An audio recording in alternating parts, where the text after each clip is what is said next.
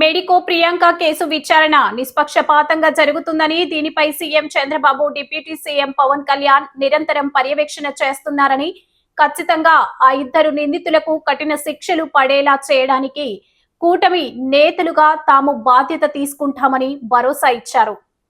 స్థానిక మోరంపూడి జంక్షన్లో ఉన్న శుభమస్తు ఫంక్షన్ హాల్లో మంగళవారం జరిగిన మీడియా సమావేశంలో రాజమండ్రి సిటీ రూరల్ అనపర్తి ఎమ్మెల్యేలు ఆదిరెడ్డి శ్రీనివాస్, గోరంట్ల బుచ్చయ్య చౌదరి, నల్లమిల్లి రామకృష్ణారెడ్డి, రూడా చైర్మన్ బొడ్డు వెంకటరమణ చౌదరి, బీజేపీ జిల్లా అధ్యక్షుడు పిక్కి నాగేంద్ర మాట్లాడారు. ఈ ఘటనలో ప్రియాంక మృతి చెందడం చాలా బాధాకరమన్నారు. ఇప్పటికే ప్రభుత్వం తరపున 20 లక్షలు, జీఎస్ఎల్ యాజమాన్యం నుంచి 20 లక్షలు అందజేశామని, ఆసుపత్రి ఖర్చులు ప్రభుత్వమే భరిస్తుందని, ఆ కుటుంబానికి న్యాయం జరిగే వరకు అండగా నిలబడతామన్నారు. నిందితులకు కఠిన శిక్షలు పడేలా ఫాస్ట్ ట్రాక్ కోర్టు ఏర్పాటు చేయాలని తల్లిదండ్రులు కోరారని, ఆ విషయాన్ని సీఎం చంద్రబాబు దృష్టికి తీసుకుని వెళ్తామన్నారు.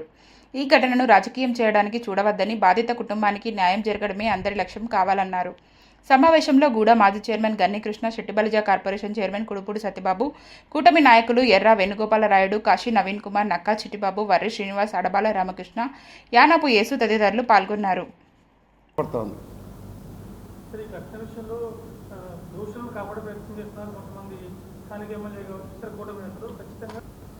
మెడిసిన్ అయ్యింది, పీజీలో జాయిన్ అయ్యారు. పీజీ అయిన తర్వాత నాన్న ఇంటికి ఆడబిడ్డని కాదు, నేను మగబిడ్డగా మీ కష్టాలన్నిటికీ కూడా నేనే తోడుగా ఉంటాను, తీరుస్తాను అని చెప్పి ఆవిడ చెప్పిన మాటలన్నింటినీ కూడా గుర్తు చేసుకున్న సందర్భాన్ని మీకు తెలియజేస్తా ఉన్నా.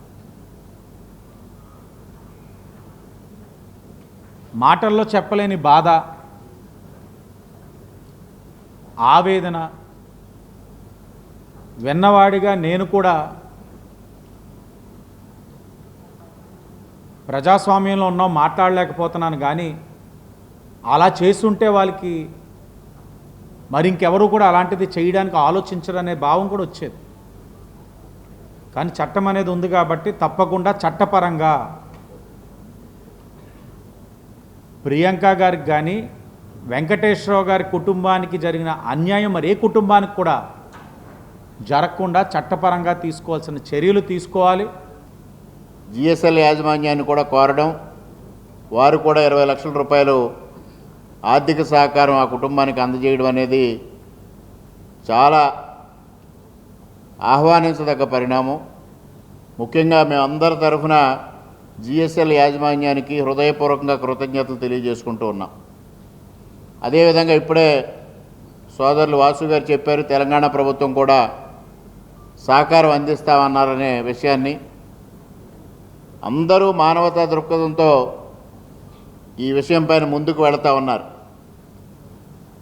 ఎవరైతే డాక్టర్ ప్రియాంక తండ్రి గారు వెంకటేశ్వరరావు గారు కోరినట్టుగా దయించి ఈ విషయంలో ఎవ్వరూ రాజకీయాలు చేయొద్దు, అందరి లక్ష్యం ఒకటే కావాలి, ఆ నిందితులు ఎవరైతే ఇద్దరు ఉన్నారో వారికి కఠినమైన శిక్ష పడాలి, విచారణ వేగవంతంగా జరగాలి.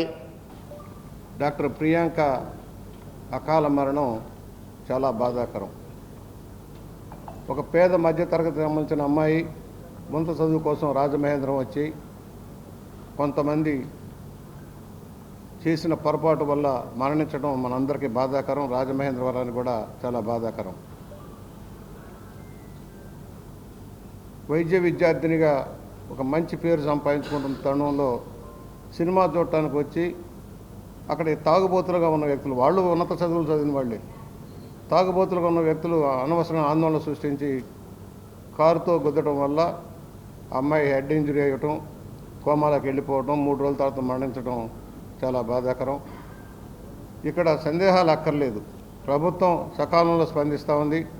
ముఖ్యమంత్రి గారు, పవన్ కళ్యాణ్ గారు, లోకేష్ గారు, ఉన్నతాధికారులు కూడా ఎప్పటికప్పుడు దీని మీద చర్యలు తీసుకోవడం జరుగుతూ ఉంది.